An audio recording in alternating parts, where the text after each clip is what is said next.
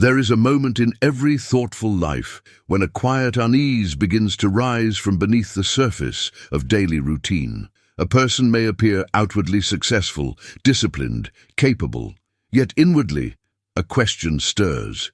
What governs my life? Do I live by principles or merely by impulses, opinions, and emotional winds? Is there a structure to the self, a coherent architecture of belief, or am I moving through the world as a collection of reactions? This silent tension is not new. For as long as human beings have looked inward with honesty, they have discovered a troubling truth. The mind is fragmented. The heart wants one thing, reason debates another, habit insists on a third. We feel divided between aspiration and weakness, conviction and confusion, clarity and the fog of uncertainty, and beneath these fractures lies a deeper yearning, the desire for unity, coherence, and a life aligned with truth. Many people try to build this unity through external achievements. They believe that order in the world around them will produce order within. But Maimonides would say that this is like rearranging the furniture in a house whose foundation is fractured. Without a stable inner framework, accomplishments cannot anchor the soul. What is needed is not more activity, but a deeper architecture of the self. This is the human dilemma that Maimonides addresses with extraordinary depth, the fragmentation of the inner world and the longing for wholeness. He recognized, long before modern psychology, that a person cannot live wisely without an ordered system of thought. One cannot aspire to truth, resilience, or spiritual depth while drifting between contradictory ideas. To live without structure is to live in a storm of impulses. And so the question becomes, what kind of structure can bring harmony to the mind and stability to the soul? In the Jewish tradition, many teachings illuminate the path of ethics, devotion, and reflection. But Maimonides goes further. He constructs a system of principles, a framework of 13 foundational truths that does not merely inform the mind, but reshapes the entire orientation of life. These are not dogmas meant to silence inquiry. They are not chains that restrict the thinking person. They are guiding pillars that give direction, coherence, and dignity to the inner world.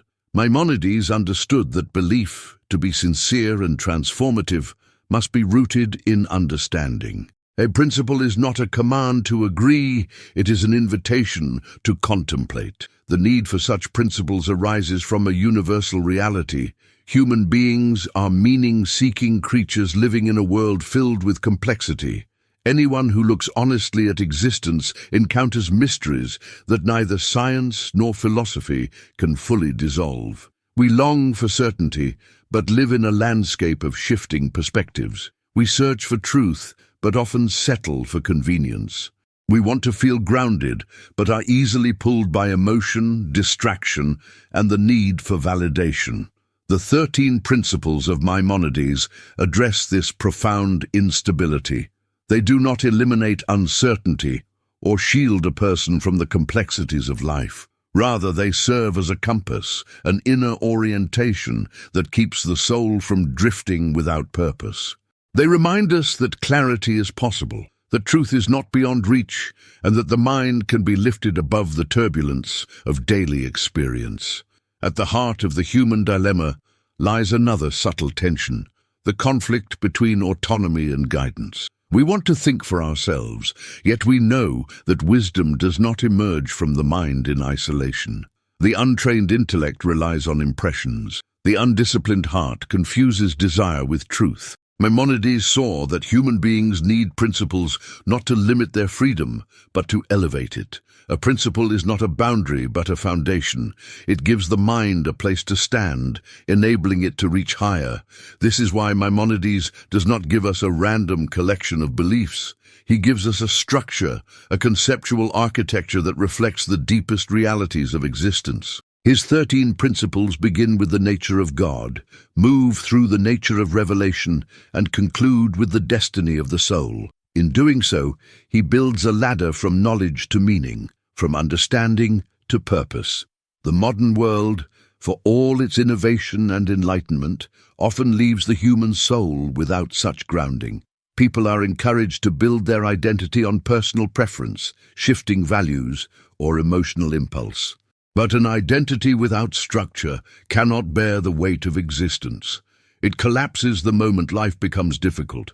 Maimonides offers something far stronger, a worldview that binds together reason, reverence, and the search for ultimate truth. When a person lives without principles, life becomes a series of reactions. Meaning is borrowed from circumstance. Values shift with the crowd. In such a state, even intelligence cannot protect a person from confusion, because intelligence without orientation becomes a servant of impulse. Maimonides understood that true wisdom requires a stable axis around which the self can revolve. The 13 principles provide exactly that. They do not answer every question, but they place the mind on solid ground.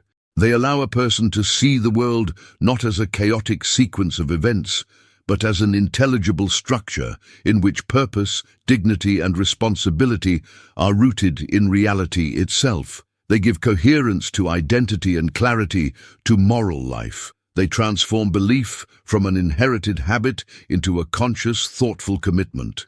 The human dilemma, then, is not merely ignorance. It is fragmentation. It is the soul's inability to unify its understanding, its convictions, and its aspirations. It is the difficulty of living without a stable inner framework in a world full of noise. And it is precisely this dilemma that Maimonides confronts with the serene strength of a philosopher and the compassionate wisdom of a spiritual guide. He offers a path where faith is not blind, where reason is not cold, and where the heart is not left wandering without guidance. His 13 principles do not close the mind. They open it. They do not constrain the spirit. They steady it. They do not end the search for truth. They direct it toward clarity and wholeness. This is the beginning of the journey, recognizing that the soul seeks unity, the mind seeks coherence, and life gains meaning only when grounded in principles that transcend the shifting tides of emotion and circumstance. Maimonides gives us such principles, 13 pillars upon which a stable, wise, and luminous life can be built. To understand the 13 principles of Maimonides, one must begin by understanding the mind behind them. Moses ben Maimon did not construct doctrines to demand obedience, nor did he seek to impose certainty upon the searching mind. His purpose was different, to reveal the hidden structure of reality in a way that the intellect could grasp and the soul could trust. For him, the principles were not walls but windows, transparent openings through which a person could glimpse the order and coherence that underlie existence. Maimonides lived in an age of tension between reason and revelation. Philosophers claimed that rational inquiry alone could lead to truth. Religious authorities insisted that faith must supersede human understanding. Maimonides refused both extremes. He believed that God endowed the human mind with reason precisely so it could perceive divine wisdom. The intellect was not an enemy of faith, but its most faithful companion. And so, when he formulated the 13 principles, he framed them as pillars that reconcile the deepest truths of revelation with the clarity of rational reflection. The first principle, the existence of a perfect and necessary being, arises not merely from scripture, but from philosophical reasoning. Maimonides, drawing on the tradition of Aristotle and the insights of the Kalam, argued that the universe cannot explain itself. Motion requires a mover. Contingency implies a necessary foundation. Diversity points toward unity. Even the complexity of nature suggests an underlying simplicity. Thus, the first principle is not a mere command to believe in God. It is an invitation to contemplate the ultimate ground of being. He continues with the unity of God, a principle that lies at the center of Jewish faith. For Maimonides, divine unity is not numerical but absolute. It means that God is not composite, divisible, or subject to change. This notion is profoundly philosophical. A being composed of parts depends on those parts and therefore cannot be ultimate. Only a being that is absolutely simple can be the foundation of all existence. In this way, Maimonides draws the listener from the language of prayer into the precision of metaphysics. The third and fourth principles follow naturally. God has no physical form, and God is eternal. Here, Maimonides addresses the errors that arise when human beings imagine the infinite in human terms. He insists that Scripture must be read with philosophical sensitivity. Anthropomorphic descriptions are metaphors, not literal depictions. For him, the highest respect one can offer God is not flattery or ritual alone, but intellectual integrity, acknowledging that the divine transcends all physical limitation and all temporal change. The fifth principle, that God alone is worthy of worship, is both ethical and ontological. Worship for Maimonides is not an external act, but the recognition of truth. If the universe depends on one ultimate reality, then the human soul must align itself with that reality. To direct one's devotion elsewhere is to lose the path of truth and to become entangled in illusions. Worship, therefore, becomes a discipline of the intellect, a commitment to clarity, and a refusal to confuse the finite with the absolute. From here, Maimonides turns from metaphysics to revelation, asserting the sixth principle, the truth of prophecy. But again, he interprets prophecy not as magical intervention, but as the fulfillment of a natural potential within the human mind. For him, prophecy is the highest perfection of intellect and imagination, harmonized to receive divine wisdom. He explains in the Guide for the Perplexed that prophecy arises when a purified intellect encounters the overflow of divine knowledge. It is not irrational, it is supra-rational. It elevates the human being to the threshold of transcendent understanding. The seventh principle, the unparalleled authority of Moses, derives from this same philosophical structure. Maimonides teaches that Moses reached a level of prophetic clarity unmatched by any human being. While other prophets received visions through dreams, symbols, and metaphors, Moses perceived truth without distortion. His mind, refined beyond limitation, became a polished mirror capable of reflecting divine reality with unmatched precision. Therefore, the Torah given through Moses holds a unique status, not because it demands blind faith, but because it represents the purest transmission of transcendent wisdom. The eighth and ninth principles concern the immutability and divine origin of the Torah. These points are often misunderstood as rigid dogma, but Maimonides frames them differently. For him, the permanence of the Torah reflects not stubborn traditionalism, but the enduring truth of a system that aligns human life with divine wisdom. To alter such a system would be to tamper with the architecture of meaning, just as one cannot arbitrarily alter the laws of mathematics or the structure of logic. These principles protect the coherence of revelation, ensuring that truth remains stable and uncorrupted. The 10th and 11th principles speak of divine knowledge, reward, and justice. Here, Maimonides confronts one of the deepest human anxieties, whether the universe is morally coherent or indifferent. He argues that divine knowledge is not comparable to human observation. It is the sustaining awareness through which all existence is maintained. Therefore, every human act carries significance. Every choice, every intention, every moral decision resonates within a universe grounded in justice.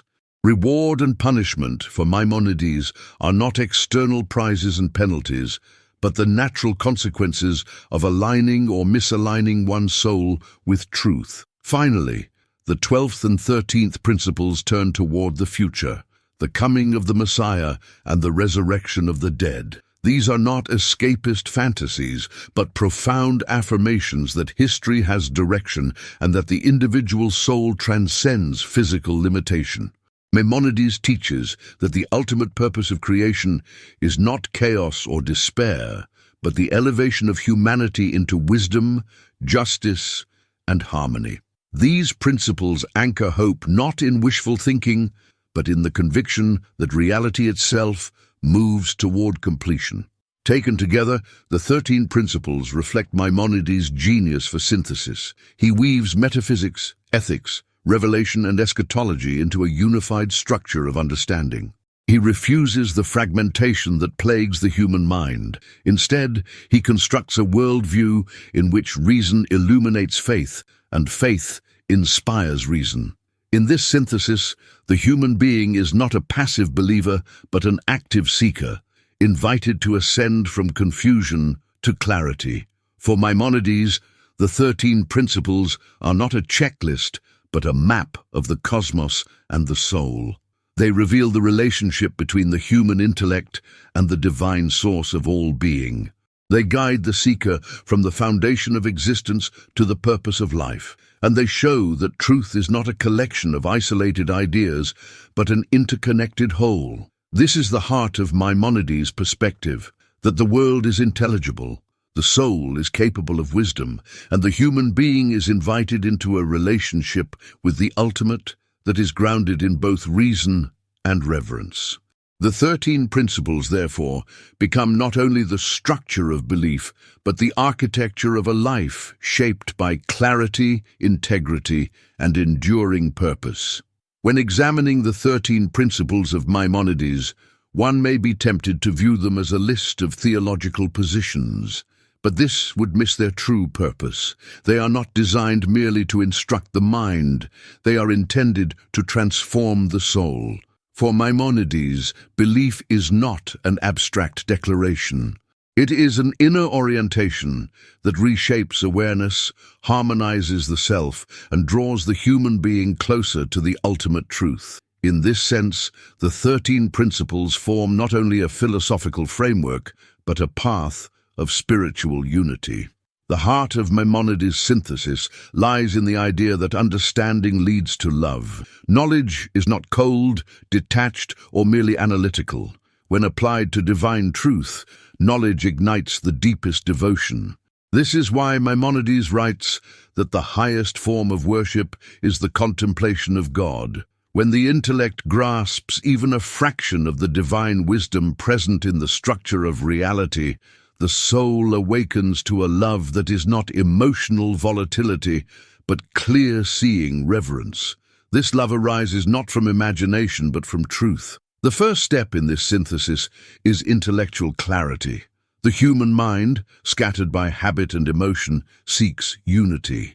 Maimonides offers that unity by teaching the seeker to contemplate the foundation of all existence, the one who is the cause, the source, and the sustaining reality of everything that is.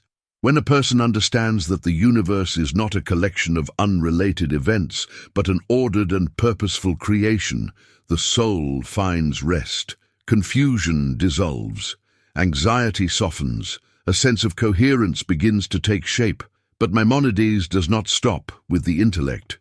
He insists that true wisdom must descend into the emotional and ethical life. A person who understands the unity of God but lives in contradiction to that insight is not wise. He is fragmented. The spiritual synthesis requires the alignment of thought, feeling, and action. The 13 principles express the truth of reality, and the ethical commandments express the truth of how the human being must respond.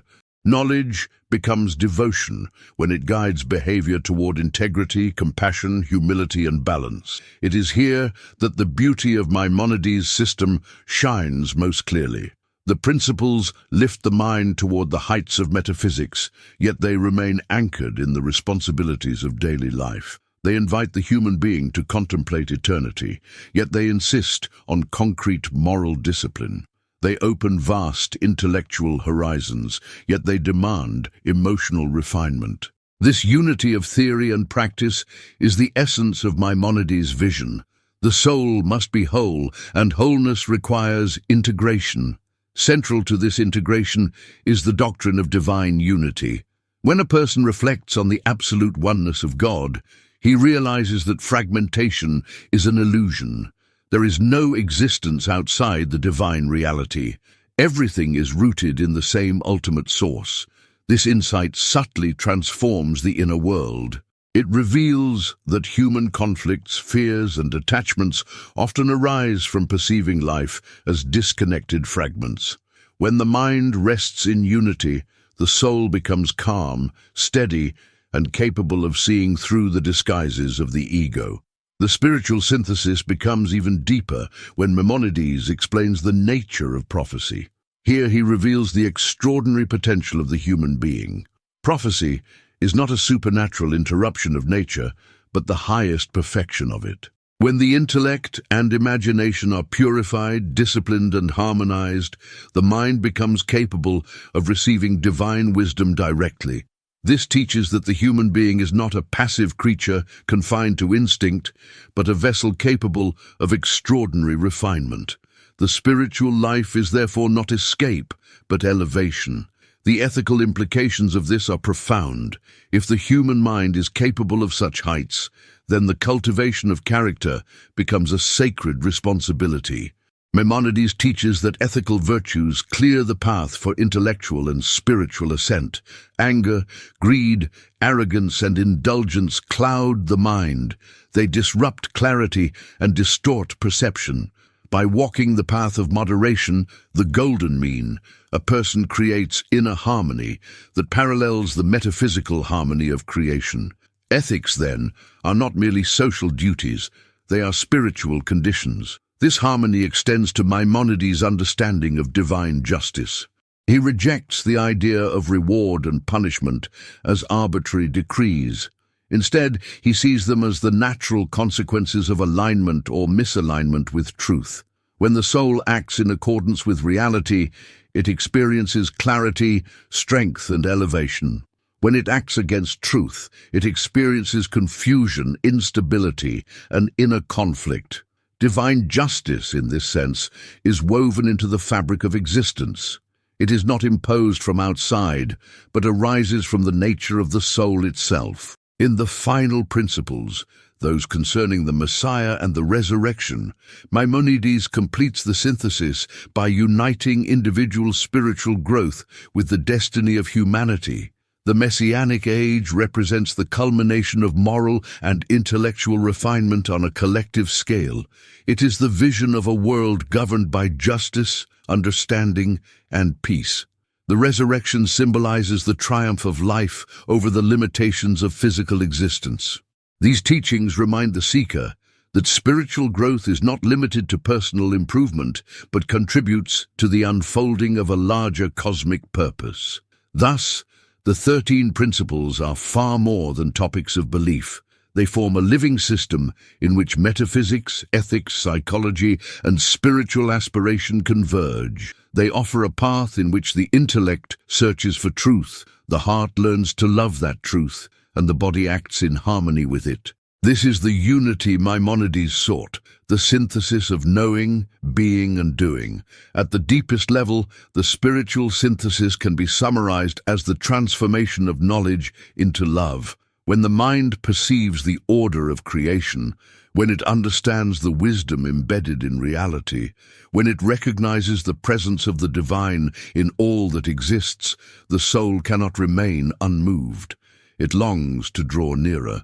It desires to participate in that wisdom, to align itself with that harmony, to live in accordance with that truth. This longing is the essence of devotion. For Maimonides, the journey toward God is not emotional intensity or mystical ecstasy. It is the steady ascent of a mind that refuses to settle for illusion and a heart that seeks clarity. It is the discipline of character, the refinement of perception, and the cultivation of awe. And when these elements converge, the human being becomes whole, unified in thought, feeling, and action. This is the spiritual synthesis that Maimonides offers, a life in which truth illuminates the intellect, shapes the emotions, and guides the ethical self. A life in which understanding becomes reverence, knowledge becomes devotion, and the human being becomes capable of reflecting, even faintly, the divine wisdom that pervades all existence. If the 13 principles of Maimonides are to have real meaning in a person's life, they must move beyond contemplation and enter into action. For Maimonides, wisdom is never an ornament. It is never meant to be admired from a distance. Wisdom must become a way of life, transforming the way a human being thinks, behaves, chooses, and responds to the world.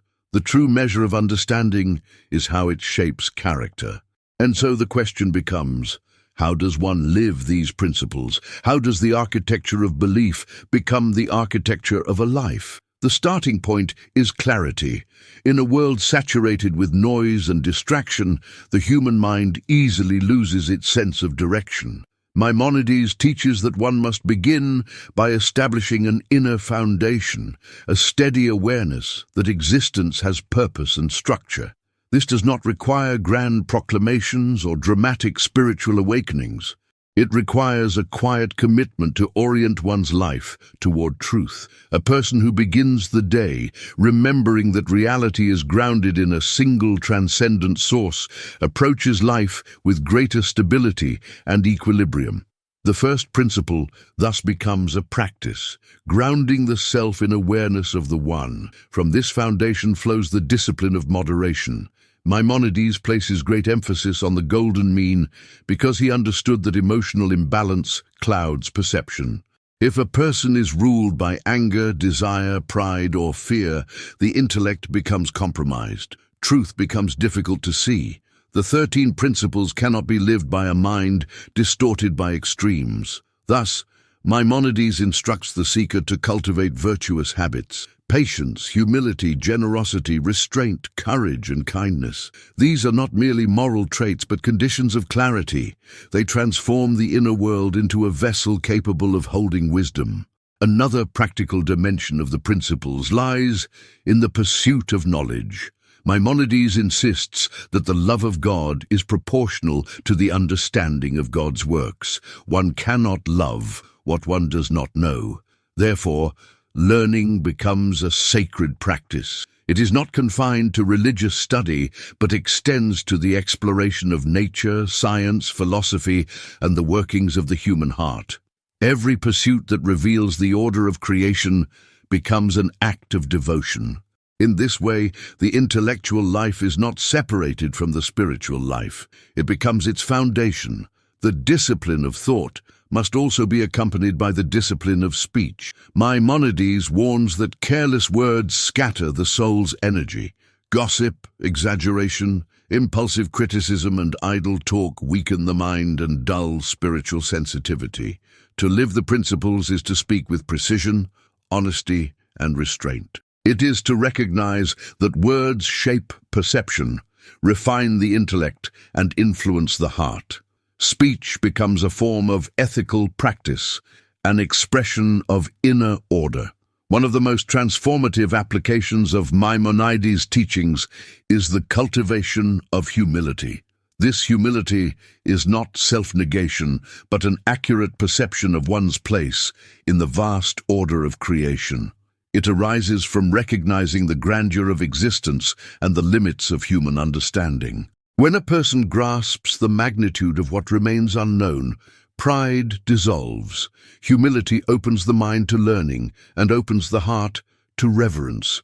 It also protects the seeker from dogmatism, allowing belief to remain clear without becoming rigid. For Maimonides, humility is the guardian of wisdom.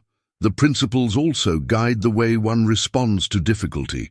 Maimonides teaches that suffering is not merely an obstacle, but a teacher. It exposes attachment, tests conviction, and reveals the strength of the inner world. A person grounded in the 13 principles interprets adversity not as abandonment, but as an invitation to examine the self. Such a person asks, which part of my life is misaligned with truth? What lesson can be learned? What virtue must be strengthened? This approach does not deny the reality of pain, but transforms it into a path of refinement. Another practical dimension emerges from the principles concerning prophecy and revelation. While most individuals do not attain prophetic vision, Maimonides teaches that everyone can cultivate a refined inner life that is receptive to wisdom. This requires solitude, reflection, and an honest confrontation with one's inner motivations. In a world of constant stimulation, the individual who sets aside time for thoughtful silence opens the mind to insights that cannot arise in distraction. Reflection becomes a spiritual discipline, a way of cleansing the intellect and preparing the heart for clarity. The principles concerning divine justice also have practical power. They remind the seeker that every action carries significance, not because of external reward, but because of the intrinsic nature of the soul. When a person acts with integrity, the soul becomes stronger, clearer, and more harmonious. When one acts deceptively or selfishly, the soul becomes fragmented. Maimonides teaches that a person writes the story of their soul through daily choices. Understanding this gives life moral gravity. It inspires responsibility, compassion, and sincerity. The final principles, those concerning the future, offer a practical form of hope. The belief in the Messiah and the resurrection is not a distraction from the present, but a reminder that history is meaningful. A person who believes that humanity moves toward a moral and spiritual horizon lives differently. Such a person engages in justice, kindness, and community building because they see their actions as part of a larger tapestry. Hope becomes a discipline, shaping the way one participates in the world.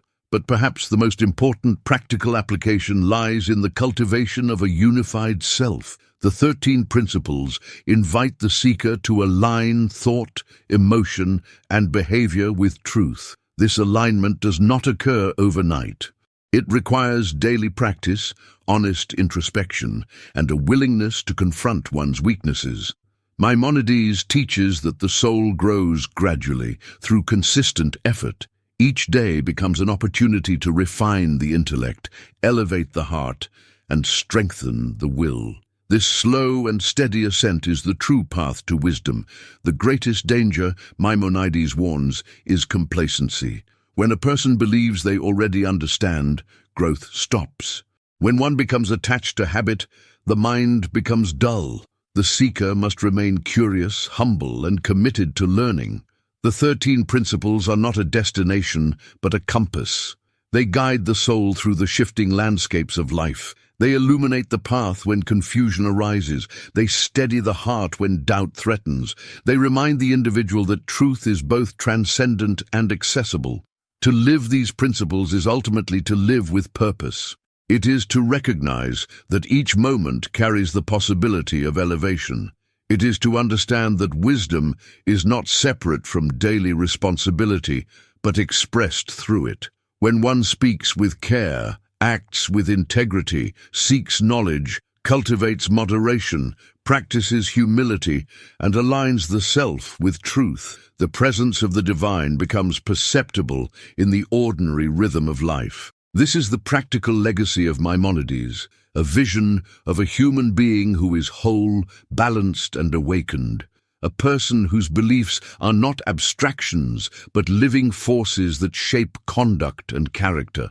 A person who walks through the world with clarity of mind, steadiness of heart, and a devotion grounded in understanding. To live the 13 principles is to live with wisdom. It is to allow truth to guide the intellect, refine the emotions, and elevate the spirit. It is to become, slowly and steadily, a reflection of the harmony that underlies all existence. And in that harmony, the seeker discovers not only knowledge, but peace.